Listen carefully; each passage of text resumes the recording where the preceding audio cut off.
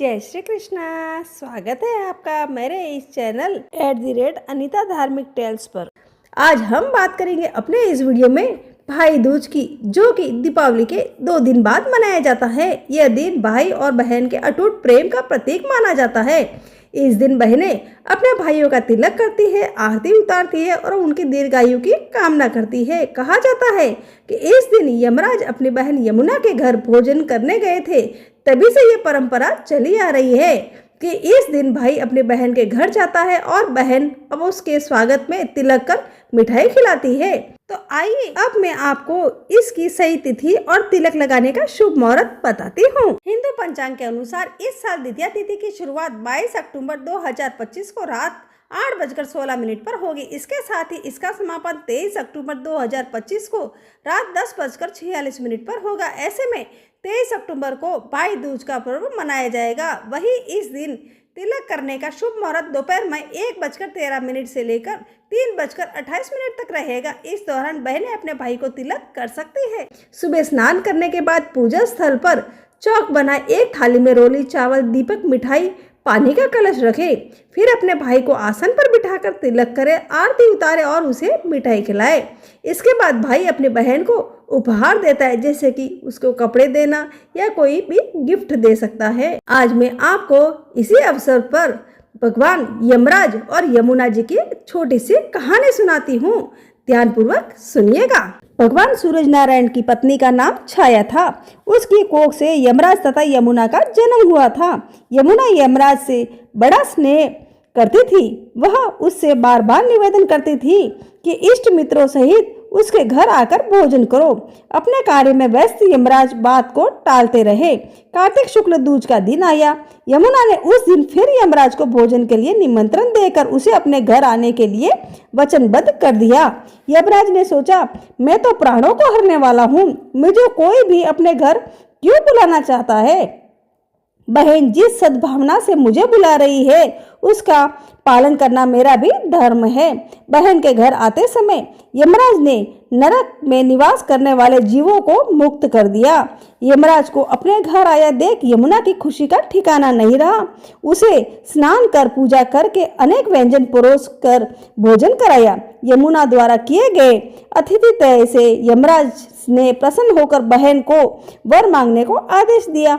यमुना ने कहा कि भैया, आप प्रतिवर्ष इस दिन मेरे यहाँ आकर भोजन करेंगे। मेरे तरह जो बहन इस दिन अपने भाई को सादर सत्कार करके टीका काढ़े, उसे तुम्हारा भय न रहे। यमराज ने तथास्तु कहकर यमुना को अमूल्य वस्त्राभूषण देकर यमलोक की राह ले ली।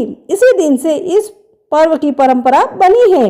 ऐसी मान्यता है कि जो भाई आज के दिन यमुना में स्नान करके पूरी श्रद्धा से बहनों के आतिथ्य को स्वीकार करते हैं, उन्हें यमराज का भय नहीं रहता। इसलिए भैया दूज को यमराज तथा यमुना का पूजन भी किया जाता है। इस प्रकार मेरी छोटी सी कहानी पूरी हुई। इस भाई दूज पर भगवान यमराज और यमुना जी की कृपा आप सब पर बनी रहे। हर भाई बहन का रिश्ता स्नेह और विश्वास से भरा रहे। मैं आपको एक कहानी और सुनाती हूँ। एक बुढ़िया माई थी, उसके 7 बेटे और एक बेटी थी। बेटे की शादी हो चुकी थी। जब भी उसके बेटे की शादी होती, फेरों के समय एक नाग आता और उसके बेटे को डस लेता। बेटे की वही मृत्यु हो जाती और बहू विधवा। इस तरह उसके 6 बेटे मर गए। 7वें की शादी होनी बाकी थी। इस तरह अपने बेटों के मर जाने के दुख से बूढ़ी माई रो रो के अंधी हो गई थी। भाई दूज आने को हुई तो भाई ने कहा कि ठीक है। उधर जब बहन को पता चला कि उसका भाई आ रहा है तो वह खुशी से पागल होकर पड़ोसन के यहाँ गई पूछने के लिए कि जब भी कोई प्यारा भाई घर आए तो क्या बनाना चाहिए।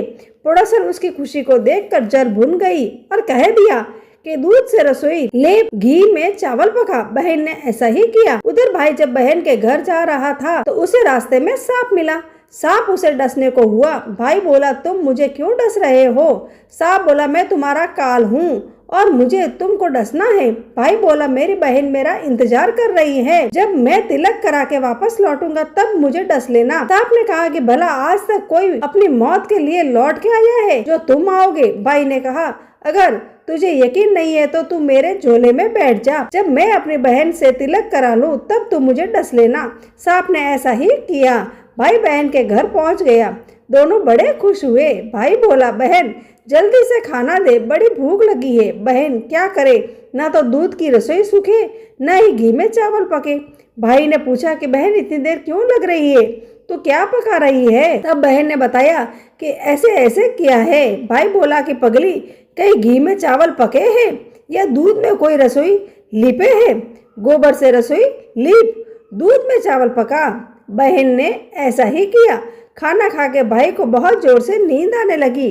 इतने में बहन के बच्चे आ गए। बोले, मामा मामा हमारे लिए क्या लाए हो? भाई बोला, मैं तो कुछ नहीं लाया। बच्चों ने वह झोला ले लिया जिसमें सांप था। जैसे ही उसने खोला, उसमें से हीरो का हार निकला। बहन ने कहा, भैया तूने बताया नहीं कि तू मेरे लिए इतना सुंदर हार लाए हो। भाई बोला, बहना तुझे पसंद है तो तू ले ले, मुझे हार का क्या करना है। अगले दिन भाई बोला, अब मुझे जाना है, मेरे लिए खाना रख दे। बहन ने उसके लिए लड्डू बना के एक डिब्बे में रख के दे दिए। भाई कुछ दूर जाकर थक कर एक पेड़ के नीचे सो गया। उधर बहन ने जब बच्चों को जब भूख लगी तो माँ ने कहा कि खाना दे दो। माँ ने कहा, खाना अभी बनने में देर है। तो बच्चे बोले कि मामा को जो रखा है वही दे दो। तो वह बोली कि लड्डू बनाने के लिए बाजरा पीसा था, वही बचा पड़ा है, चक्की में जाकर खा लो। बच्चों ने देखा कि चक्की में तो सांप की हड्डियां पड़ी है। वही बात माँ को आकर बताई तो वह बावड़ी सी होकर भाई के पीछे भागी। रास्ते भर लोगों से पूछती है कि किसी ने मेरे गैल बटोई देखा है, किसी ने मेरा बावड़ा सा भाई देखा है। तब एक ने बताया कि कोई लेटा तो है पेड़ के नीचे, देख ले वही तो नहीं। भागी भागी पेड़ के नीचे पहुंची, अपने भाई को नींद से उठाया। भैया भैया, कहीं तूने मेरे लड्डू तो नहीं खाए? भैया बोला, ये ले तेरे लड्डू नहीं खाए मैंने, ले देख के लड्डू ही तो दिए थे। उससे भी पीछे पीछे आ गई। बहन बोली, नहीं भाई तू झूठ बोल रहा है, जरूर तूने खाया है, अब तो मैं तेरे साथ चलूंगी। भाई बोला, तू न मान रही है तो चल फिर। चलते चलते बहन को प्यास लगी। वह भाई को कहती है कि मुझे पानी पीना है। भाई बोला, अब तो यहाँ तेरे लिए पानी कहाँ से लाऊं? देख दूर कहीं चील उड़ रही है, चली जा, वह शायद तुझे पानी मिल जाए। तब बहन वहाँ गई और पानी पीकर जब लौट रही थी तो रास्ते में देखती है कि एक जगह जमीन में 6 शिलाएं गड़ी है और एक बिना गड्ढे रखी हुई थी। उसने एक बुढ़िया से पूछा कि यह शिलाएं कैसी है? उस बुढ़िया ने बताया कि एक बुढ़िया है, उसके 7 बेटे थे, 6 बेटे तो शादी के मंडप में ही मर चुके थे, उनके नाम की यह शिलाएं जमीन में गड़ी है। अभी 7वें की शादी होनी बाकी है, जब उसकी शादी होगी तब वह भी मंडप में ही मर जाएगा, तब यह 7वीं शिला भी जमीन में गड़ जाएगी। यह सुनकर बहन समझ गई कि शिलाएं किसी और की नहीं बल्कि उसके भाइयों के नाम की है। उसने उस बुढ़िया से अपने 7वें भाई को बचाने का उपाय पूछा।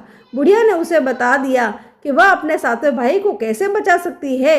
सब जानकर वह वहाँ से अपने बाल खुले करके पागलों की तरह अपने भाई को गालियाँ देती हुई चली।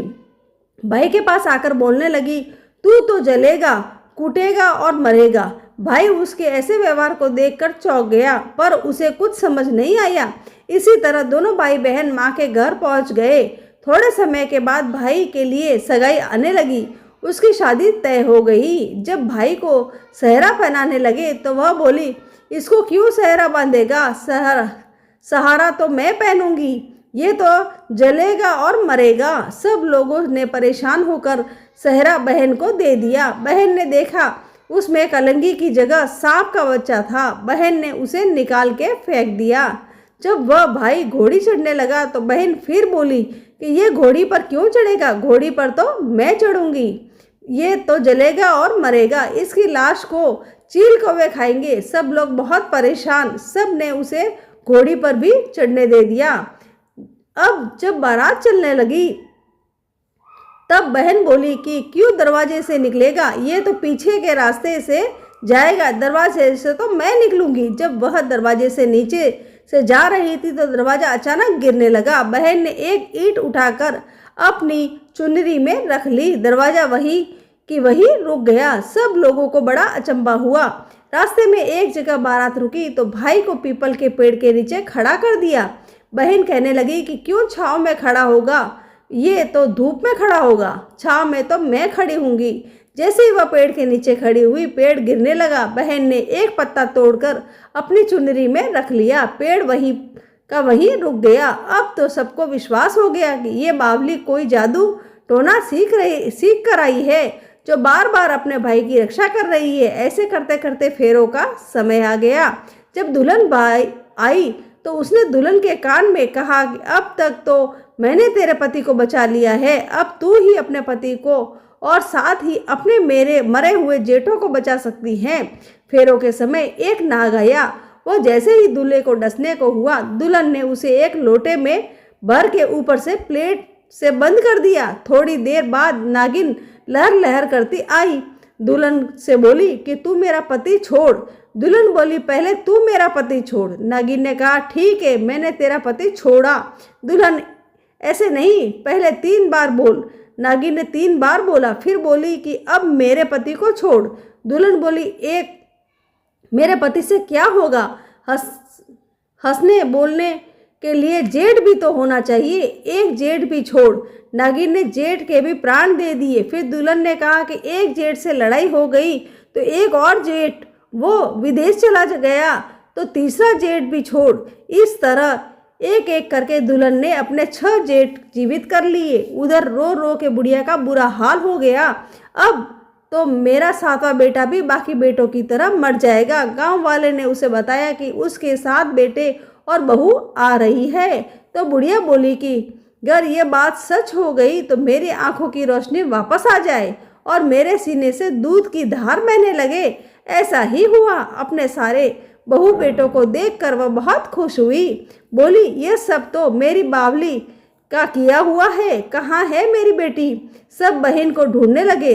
देखा तो वह भूसे की कोठरी में सो रही थी। जब उसे पता चला कि उसका भाई सही सलामत है तो वह अपने घर को चली। उसके पीछे पीछे सारी लक्ष्मी भी जाने लगी। बुढ़िया ने कहा कि बेटी पीछे मुड़ के देख, तू सारी लक्ष्मी ले जाएगी तो तेरे भाई भाभी क्या खाएंगे। तब बहन ने पीछे मुड़ के देखा और कहा जो माँ ने अपने हाथों से दिया है वह मेरे साथ चल, बाद का बाकी का भाई भाभी के पास रहे। इस तरह एक बहन ने अपने भाई की रक्षा की। भाई दूज की आप सबको हार्दिक शुभकामनाएं। अगर आपको मेरा ये वीडियो अच्छा लगे तो लाइक करें, शेयर करें और चैनल को सब्सक्राइब करना न भूलें। जय माता दी।